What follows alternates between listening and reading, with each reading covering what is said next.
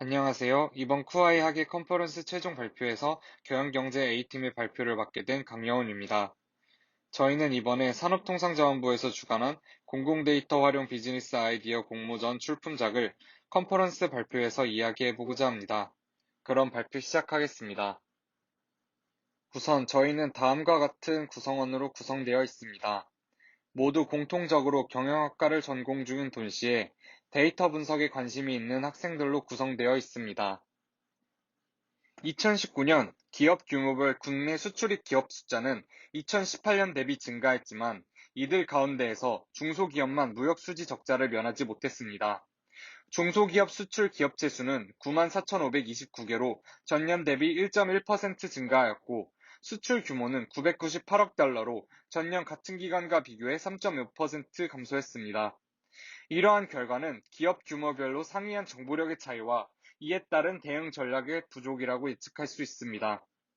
또한 2017년 이후 본격적으로 가시화된 미중 무역 분쟁과 동남아시아에 대한 무역 비중의 증가, 베트남 등 잠재적 신흥국의 수출 비중 증가 등 국제 무역의 세태는 급변하고 있습니다.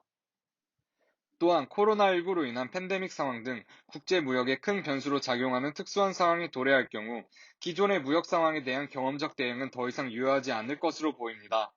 실제로 코로나19 발생 전 감소세를 보이던 한국 경제 정책 불확실성 지수 추이는 20년 2월 코로나 발발 이후 계속 증가되는 추세를 보여 20년 5월에는 428점으로 19년 8월 일본 수출 규제로 인해 불확실성이 크게 증폭된 이후 비슷한 수준의 점수가 되었습니다. 이러한 불확실성 속에서 실제로 세계무역기구가 코로나19 사태의 여파로 2020년 세계 무역량이 32%나 감소할 수 있다는 전망을 내놓기도 하였습니다. 이러한 경제 분야의 불확실성은 코로나19의 이후에 심화되고 있으며 중소기업의 정보력의 부족, 무역 환경의 급변, 경제 불확실성과 리스크에서 우리는 향후 무역 분야에서 경험적 의사결정이 아닌 데이터 기반의 의사결정이 필수적일 것이라고 생각하였습니다. 따라서 이번 공모전에서 저희 조는 코트라의 제공 데이터를 활용한 앙상블 기법을 활용한 효과적인 품목, 나라별 한국 수입액 예측 모델링 구축 과제를 수행하였습니다. 과제 목적은 19년도의 국가와 품목별 한국의 수입액 예측이었으며 분석 방향은 외부 데이터를 통해 파생 변수를 만들어 예측 모델링을 제작하는 것이었습니다. 저희는 다음과 같은 로드맵에 따라서 분석을 진행하였습니다. 우리는 주어진 데이터의 특성을 우선적으로 확인하기 위해 탐색적 데이터 분석을 통해 데이터의 분포와 변수 간의 관계 등 데이터의 특성을 이해하고 숨어있는 인사이트를 발견하고자 하였습니다. 이번 데이터 분석 공모전의 중요한 요인은 17년 데이터를 통한 18년 수입액 예측 후 18년 데이터를 통해 19년 예측값을 도출하는 것입니다. 무역 데이터 특성상 각 국가들 기준으로 변수 특성에 초점을 맞추어 시각화를 진행했습니다. 해당 결과를 통해 미국, 중국, 일본, 멕시코, 인도 등이 한국으로부터 수입한 평균 단가 금액이 큰 국가라는 것을 확인했으며 해당 연도 해당 국가의 해당 품목 수입 금액의 경우 미국, 동일, 중국 등 국가마다 다른 분포를 확인했습니다. 추가적으로 다양한 변수들과 국가들의 관계를 확인하고 분석의 방향성을 좀 더 구체적으로 좁혔습니다. 종속 변수와 중요 변수들에 대한 가설을 세우고 시각화를 진행하여 실제 가설을 확인하였으며 중요 독립 변수들을 추후에 모델링에 사용하기 위해 정제했습니다. 또한 해당 과정에서 17년과 18년을 나누어 비교 분석을 진행하였는데 17년의 데이터 분석 결과를 통해 가장 좋은 모델링을 확인한 후 18년에 동일하게 진행하였습니다. 전체 데이터의 분포를 확인한 결과 상대적으로 한쪽으로 치우친 경향의 데이터 존재를 확인하였으며 이는 해당 분석 시 유의할 사항이라고 판단하였습니다. 예측 수행 과정을 설명하기에 앞서 저희가 예측에서 사용한 데이터를 소개해드리도록 하겠습니다. 주체 측, 즉 코트라에서 제공한 데이터는 총 16개의 칼럼으로 이루어져 있습니다. 특히 HS 품목 코드와 국가 코드를 바탕으로 품목별, 국가별 수입 금액, 평균 관세율 및 거리 등 무역 관련 데이터를 준 점이 인상 깊었습니다. 또한 GDP 환율 등의 거시적인 지표와 인구 정보도 제공되었습니다. 또한 가장 마지막 칼럼인 KR 트레이드 HSCD 컨트리 CD가 바로 저희가 예측해야 할 종속 변수였습니다. 저희 팀은 위 데이터와 분석 방향, 그리고 참고 문헌을 통해 무역 거래량 예측을 위한 파생 변수를 생성하였습니다. GDP의 경우 인구 데이터 및 전년도 데이터를 함께 고려하는 변수를 생성하였습니다. 무역 의존도는 전 세계에서 수입되는 금액 대비 해당 품목 혹은 해당 국가의 수입 금액을 고려하여 자체 제작하였습니다. 품목별로 거리당 수익 변수를 만들어 부가가치를 확인하고자 하였고, 각 경제권별 원화 인코딩을 통해 경제권 가입 여부를 예측에 포함하였습니다. 무역 데이터 포털에서는 한국에서부터 국가의 컨테이너, 항만 컨테이너, 항공 화물 운송 데이터를 확보하였고, 마지막으로 6자리 HSCD 코드 앞 2자리만을 추출하여 카운팅한 결과로 가장 수출 빈도가 빈번한 수출 품목 상위 5개를 선정해 원핫 인코딩 후 변수에 추가하였습니다. 저희는 데이터의 누수를 막기 위해 종속 변수의 값이 0인 경우를 제외하며 IQR 변동 개수를 통해 이상치를 제거하고 학습을 진행하였습니다. 스케일링의 경우 독립 변수들은 스탠다드 스케일링을 진행하여 앞선 치우친 데이터 분포의 문제를 개선하여 모델링을 진행하였습니다. 종속 변수인 y값의 경우 일반적으로는 스케일링하지 않으나 절대적인 값이 차이로 인해 학습의 문제를 확인 후 로그 스케일링을 진행하였습니다. 데이터의 분포가 극단적으로 모였을 때 대부분 로그 스케일링을 진행하고 있습니다. 데이터 전처리 과정에서 만든 변수를 바탕으로 17년 최종 데이터셋을 생성하고 이를 통해 최종 모델을 구축하였습니다. 모델의 학습을 위한 학습 데이터와 학습된 모델을 검증하기 위한 테스트 데이터로 나누었으며, 학습 데이터의 경우 이상치를 제거한 데이터로 학습하였고, 테스트의 경우 전체 데이터로 진행하였습니다. 모델링을 진행 시에 교차 검증 방법도 진행하여 일반화 성능을 더욱 높이기 위해 노력했습니다. 머신러닝에서 사용되는 모델은 크게 단일 모델과 앙상블 모델로 나눌 수 있습니다. 단일 모델은 하나의 모델만 사용해 최종값을 도출하는 모델을 의미하고, 앙상블 모델은 여러 개의 모델을 적절하게 결합해 최종값을 도출해내는 모델을 의미합니다. 저희는 주로 단일 모델의 조합으로 결과를 내는 앙상블 모델 학습법에 초점을 두고 일반화 성능을 향상시키기 위해 노력했습니다. 변수의 수가 증가하면 모델 추정에 필요한 샘플 데이터의 개수가 증가합니다. 이러한 현상이 발생하면 구축된 모델은 더욱 복잡해지고 과적합될 가능성도 커집니다. 따라서 새로운 변수를 추가할 때나 고차원 데이터를 사용할 때 유용한 변수만 선택하고 나머지는 제거해 변수의 수를 줄이는 과정을 거쳐야 합니다.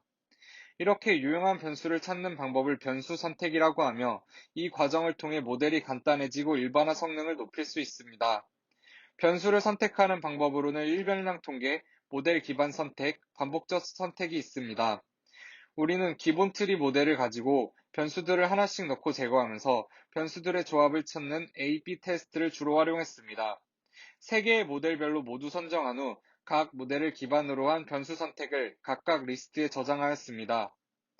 그리드 탐색과 이미 탐색을 통해 저희는 또한 하이퍼 파라미터 튜닝을 진행하며 계속해서 최적의 값을 찾기 위해 노력하였습니다. 저희는 랜덤 포레스트를 주 모델로 선택했습니다. 그 이유는 주어진 데이터의 연결성의 문제와 주기가 존재하지 않기 때문입니다. 무엇보다 19년을 예측하는 것이 이번 공모전의 목표이며, 그렇기 위해서 일반화 성능에 주목했습니다. 일반적으로 부스팅 계열의 모델이 랜덤 포레스트 모델보다 성능이 높지만, 부스팅 계열의 모델은 오답의 가중을 주는 방식으로 훈련하므로 학습 데이터의 기간이 짧다면 과적합의 가능성이 높습니다. 따라서 부스팅 계열 모델의 사용을 지향했습니다. 최종 데이터셋에 적합한 모델 2가지, 랜덤 포레스트 라이트 GBM을 선택한 후 하이퍼 파라미터 튜닝을 통해 최종적으로 5개의 모델을 구축했습니다. 분석 결과 랜덤 포레스트 모델을 사용하여 input val 1의 변수를 파라미터 튜닝 진행 후 파라미터가 8, 1, 500 시에 가장 낮은 RMSE 값이 0.6921임을 확인했습니다. 2017년 분석을 토대로 동일한 모델과 변수, 하이퍼 파라미터 튜닝을 사용하여 2018년도에 동일하게 분석을 진행하였습니다. 1년의 과정을 통해서 최종적으로 2019년도에 국가별, 품목별, 한국 수입액을 다음과 같은 예시와 같이 예측해낼 수 있었습니다. 우리는 해당 수행 과제에서 다음과 같은 효과를 기대할 수 있었습니다. 수행한 모델링 과정을 통해서 한국 내 무역 유망 품목을 선정할 수 있었습니다.